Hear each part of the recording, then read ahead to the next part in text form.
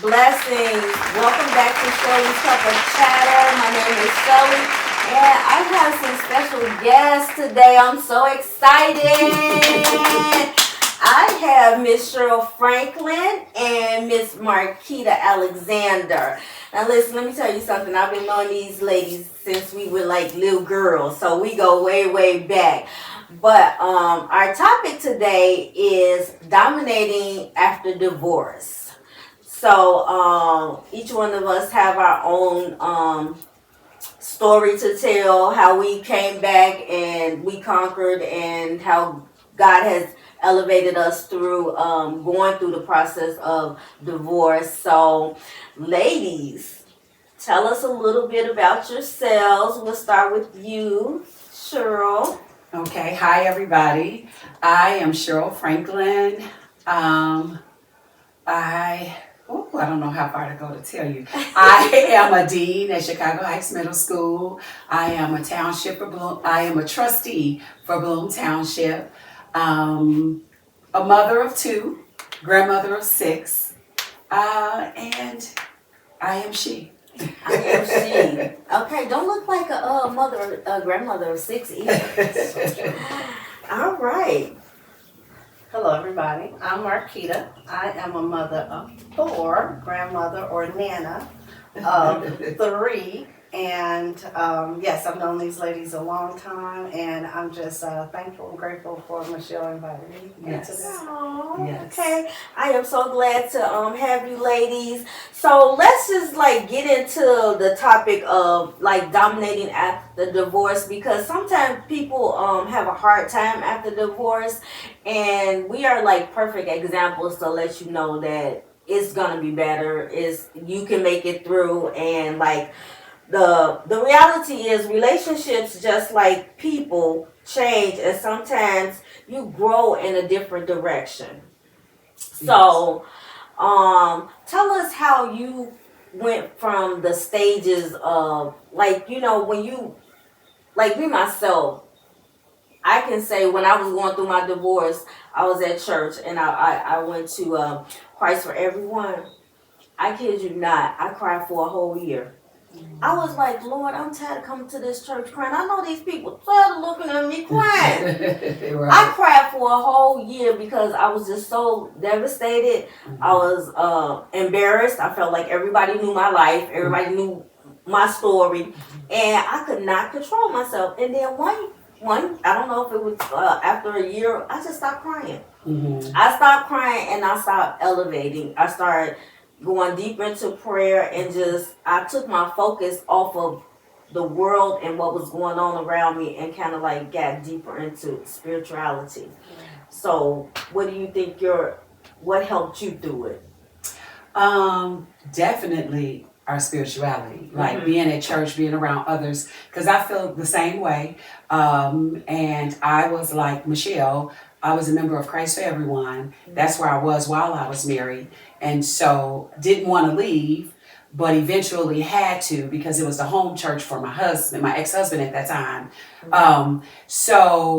It was a sense of embarrassment, a sense of failure. Mm-hmm. I was angry, at him, and then mad at myself, you wish you could have did some things differently. Right. But, It's a roller coaster. yes, right? it's a Yeah. roller coaster. So it takes you a minute. So all of those, feelings that we have, Mhm. they come, they're Yes. there. Mm-hmm. So prayer, God, friends, family. Yes, absolutely. It's like you gotta have a strong village. My family was very good in helping me, and I can say, and you probably can attest to this, both of you all.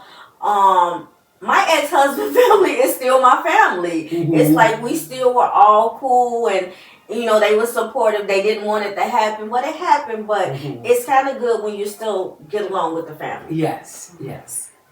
about you, Miss? Y'all, I know her as Kiki. I can't be saying Marquita because I know her as You Kiki. can't always say Kiki. We're all familiar. Yes. Kiki. So Marquita / Kiki. Kiki. When I hear Kiki, I know it's family. Right. For me, yes, all the things that you all said, And I guess for me, I just didn't want to disappoint God because I know that he was not, he doesn't like divorce. So it was really for me to go to God and ask, is this what you want? Because that was probably my biggest struggle. Wow, that's a good point. That was my biggest struggle with it all because I didn't get married to get divorced. Right. You know what I'm saying? So it was just one of those like, making sure I do what I'm supposed to do, doing what I was supposed to do within the whole time. Right. Not that I always did, but I'm saying that was my goal, but also just not disappointing him. And so once I got past that and just really prayed about that, that was my biggest prayer. Like, Lord, if this is not what you want me to do, then, guide me in that way. But if it is, this is my petition. This is what I'm asking for. Mm-hmm. And so once I got the peace in that, and actually it was my very own big sister that kind of helped me through that as I struggled. So you talk about family and friends, being that support is very important. And I was struggling one day with it, just big time. And called her and was talking, and she just she was like, "Have you really surrendered it to God?" And I said, okay. It's like, did I? Because we want to fix, we go to God and say, we want to help him. Right. Okay, God, let me help you with this process because maybe you're moving too slow. Yes. Okay. So he had to say,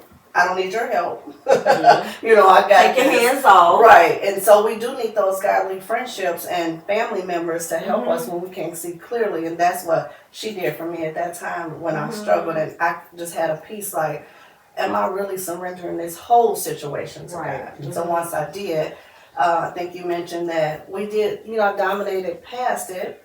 Once I got over that hump, it's like God is like, I still got you. It's okay. Right. Okay. Can I say this part, Michelle and Marquita, that she brought up? She said, Marquita brought up that she wanted to please God. Mm-hmm. And as you said that, I kind of looked at you because I don't think I ever really thought about it that way. Me neither. Because I think pride got in the way. Yes. Of, he not going to do me like this, and I don't care what this, you did that. But that's a good thing. Yes. Because afterwards, we thought about pleasing God. Yeah, definitely. But I never really thought about when I was first going through the divorce, before we even got divorced, like, am I pleasing God? Is this situation, I was just like, well, God, so you see what you see what's going on. You see what he's doing. We're going what he's doing, what she's doing. We're pointing the finger when we're in that situation, and we're being selfish with our thoughts. Yes. Like, okay, it's what I want, and when I tell you, Marquita, that was like the perfect. I wish I had thought about that, even though I know where I'm at right now, but.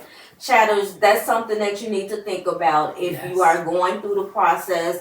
If you are in it and you, still have thoughts about it, you want to ask yourself if you are pleasing God and talk to God, and He will speak to you. He will speak to you spiritually, physically, and mentally. He will speak to you. Yes, He will. That's so true. And even after we talk about afterwards. Afterwards, when you guys talked about being embarrassed, I didn't want to talk about it. Like, I don't want to, as a matter of fact, at you all's church is the first time when I came to your singles meeting, it's the first time I actually said it out loud, like, I'm divorced, And I think a few people was like, what can you do here? Because I had not said it. Wait a minute. We have a single ministry, and we're gonna tap into that. I did not know she was in our class, and I heard her voice, and I turned around and I said, she got a divorce? I looked back, I was like, Kiki divorced? Yeah. And Kiki was laid back, she had her hands on the chilling.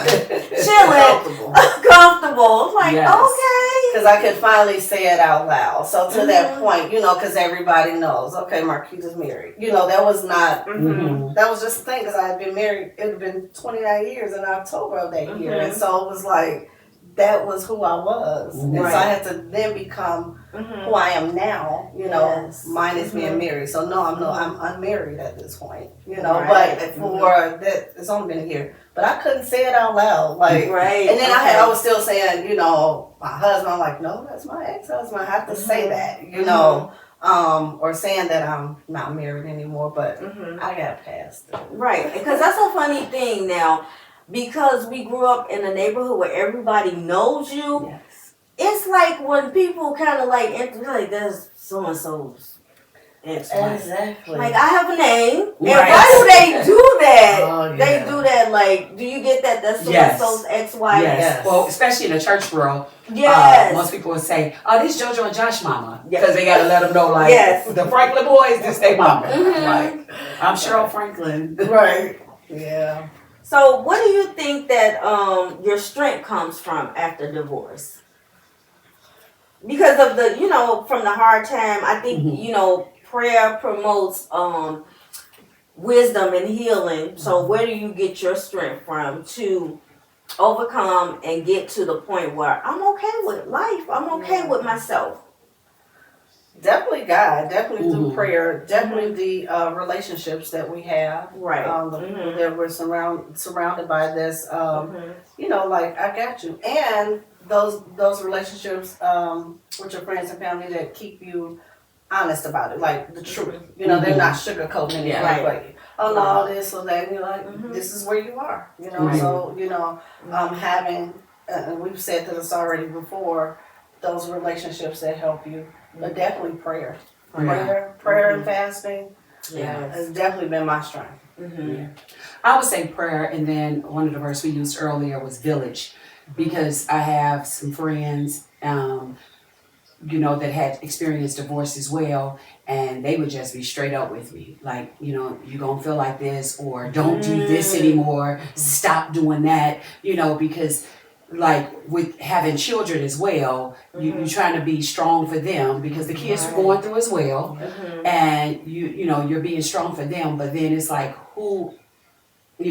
being strong for them, I have to be strong for myself. So that's when I needed my village Yes. to like build me up, like, you good, Mhm. do this, don't do that. Right. And I thank God for them, because it was some things I was doing, like still trying to live my life the way I did when I was married. And they would be like, no, you have to change. Yes, yes. Now, you made a good point. So, give our listeners, the chatters, advice that's going through with kids. What would you tell them that's going through the divorce? How to maneuver through this with the kids? How do you work that out? Well, my boys were like 8 and 10. One of the things that was real dear to me was I wouldn't let anybody, and I never did it, was talk bad about their father. Yes. Mm-hmm. Because, like, I would even tell family and friends, just because we didn't make it as husband and wife, he's still their father. Mm-hmm. And sometimes people would try to make you feel better and talk about the dad. Right. And I wouldn't do that. And I've always made sure they were a part of family stuff with him, and just tried to be strong for them. Mm-hmm. Like, because they're sad too, because they're affected. It's like wait, what happened? I will say they went to counseling at their schools. I forgot the name of it. They used to have it at their schools back then. Okay. And then I was in college, so they did counseling at Governor State as well. Okay. I was Shadows? gonna mention that too. Counseling, like Right. especially in our culture, it's like, but yeah, we kind of shun on that, like we Yeah. don't need that, but you do, because somebody else is giving you a better understanding of you, getting it off of you, and they're letting you, I want to say, like, get it out, but help you get through it. And more particular for the children, is what I'm thinking about. We talked about for the kids, not forgetting that they have feelings, and they can feel torn apart. So it's good to get counseling for them, so they don't feel like, when I talk to mom, I got to be on her side. I talk to dad, I got to be on her side. So it was important for me to make sure, because my oldest three were adults, but the youngest one had the proper counseling so that he can feel free to talk about his feelings with somebody other than us. Right. Because a lot of times they're holding in stuff too, and they don't want to. They don't want to make things harder for mommy or harder for daddy, so they suppress stuff too. So, chatters, I encourage you, if you have children and you are going through something like this, to maybe reach out.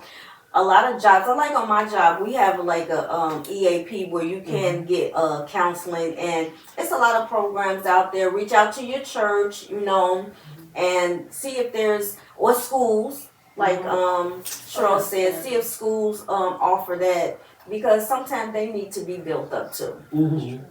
Yeah. Well, can I say one thing though? I just thought about when you said church.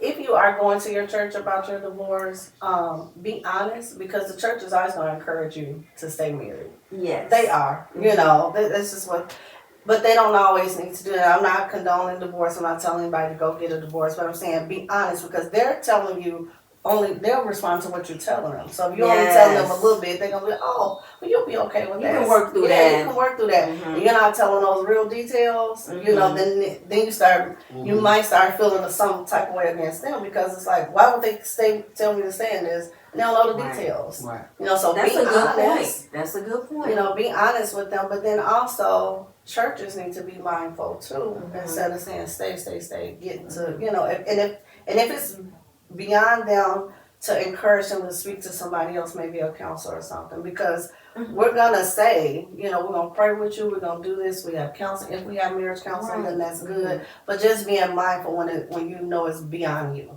Right. you know, to make sure you direct people in the right way.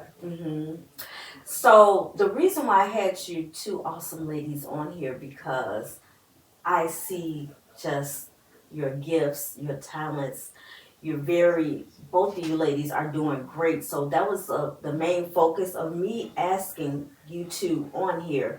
So now we're going to move to the other part of dominating after divorce. I want you guys to tell these ladies, females or men, what you have accomplished since divorce. You know what I'm saying? Like how you've been blessed, and like, Okay. you know, I went from here to here because y'all have some great things that's been going on in y'all lives. So tell the people.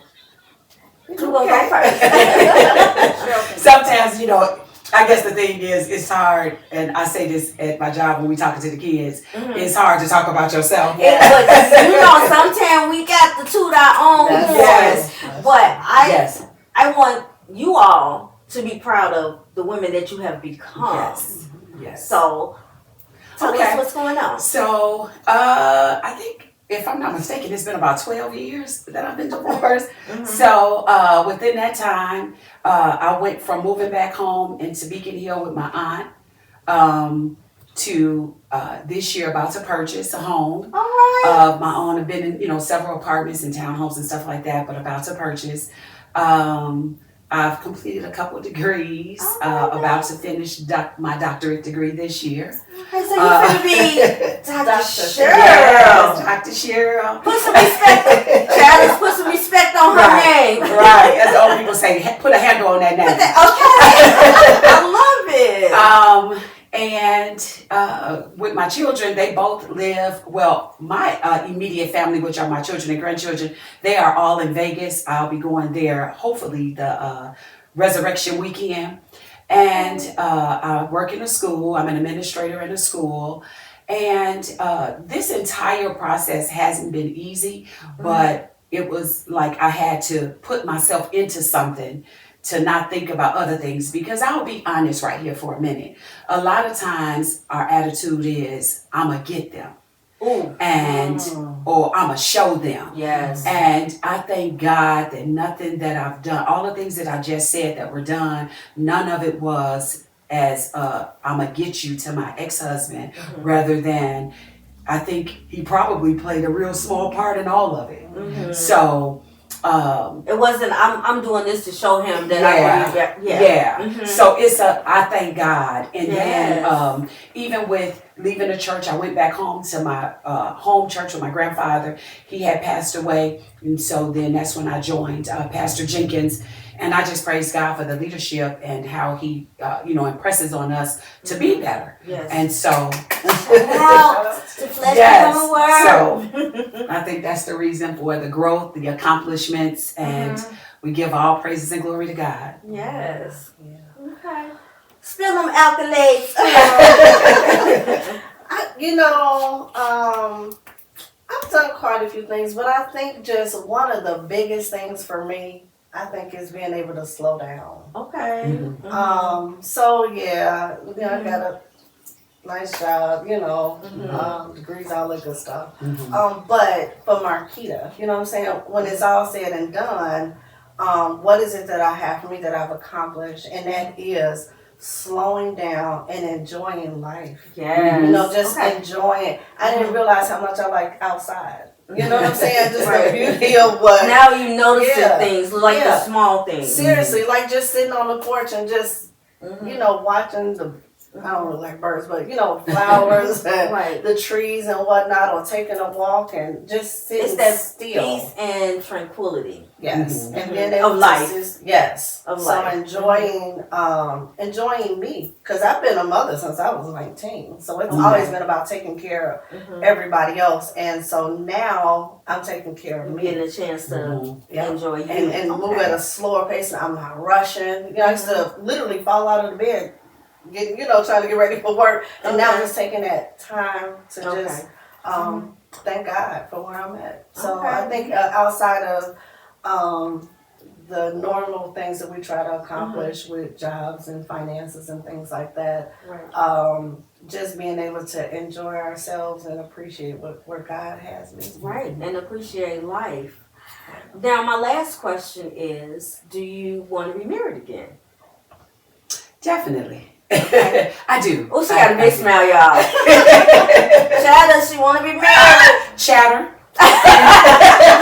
Mr. Any man out Chatter, here, any okay. No, yes, I do want to. My desire is to be a wife again. Yes. I do. I enjoyed it. Things happen. We go different ways. But Mhm. Marquita just said something about, she said other than degrees and all of that, she wanted to say that. I'll say this, and most people are shocked at it. I like being at home. Oh, really? And I'm a runner, so I've always been a runner. Okay. Like, Mhm. I'm gone from the time I wake up to it's time to go to sleep. So now I can't wait to get home. And I'm an empty nester as well, so Right. that's time by myself that I think I used to be scared to be by myself. Okay. Because I would never sit at home, and now I love it. Okay. So, yes, I am waiting and, hopefully making myself available. Okay.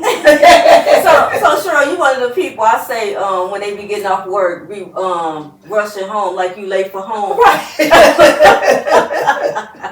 Can't wait to put on some footies. Right. What about you? So Because and I don't mean to cut you No, off, it's okay. because before you came, we had this conversation about will we be married again? And sometimes I feel like, yes, I want to be married. I'm real adamant about it. Like, yes, I know I'm wifey material and this and that. And then the other part of me be like, you know what? I'm good. I am really good. And before Marquita answer that, let me tell you that my response to what you just said. Mm-hmm. I just said to a friend about a week ago, I understand when people say women that have been single a long time, it's hard to marry, Yeah. because sometimes I be at home like, nah, Mm-hmm. because I like that freedom of singleness, Yes. but I do want a companion. Yes. Mm-hmm. So I don't know. See, you all have been divorced for a while, so you probably already went through all of that. Mhm. It's just Right. been a year for me, so Yeah. I'm still at that stage where I don't know. Mm-hmm. Okay. And to your point, trying to get home and get under them covers. My sister always be like, "Were you under the covers?" Yes, and I used to be the same way, running, especially having little kids and all these sports or whatever. But Mhm. now getting home, That's your And happy that. place. Yes. that piece of getting, I don't even turn on my TV sometimes for days. Yeah. But I'm a reader, so Mhm. get a good book and get under the covers. So to answer your question, I'm not sure at this point. Not sure at this point. I'm Okay. not sure. But you're open. I am open. Okay. I know what God has for me is for me. I know that's So right. if that's what He has for me, Mhm. then Right. I will be obedient. Mm-hmm. Okay. This has been a really good conversation. I'm like so grateful for you ladies coming to share your story. I just would like to say anyone that's going through divorce, just know that you are loved. Take it to God. Just chime in with going closer in and put the outside world to the side. Because once you get that understanding and that peace from God, you're going to be good with the choices that you have made. I mean, even if someone is thinking about it, like Kiki said, just, channel into God. Channel into God. And most importantly, make sure that you love yourself. Do it Yes. all. Because it's kind of hard when you're going through divorce to love yourself Mhm. because of so much you've been through. Make sure that you take care of you. Ayana said something about the cup runneth over. So if your cup is full, that's you. But the running over is for everybody else. Mhm. And that was like so profound to me. That just really just turned on a light bulb. So thank you, ladies, for sharing your perspective, sharing your intimacy, and letting the world know that after divorce, things do get better. Yes, they really do. Yes. Thank you so much for having me. Michelle. I'm Yes, so happy. thank you. I'm so happy you guys came. So, on Shirley's Cup of Chatter, we like to let you know that you are loved, and we would like for you to spread some love today. This week, spread some love, show somebody some love, smile at somebody. You never know, you might be entertaining an angel. Until then, bye. Bye.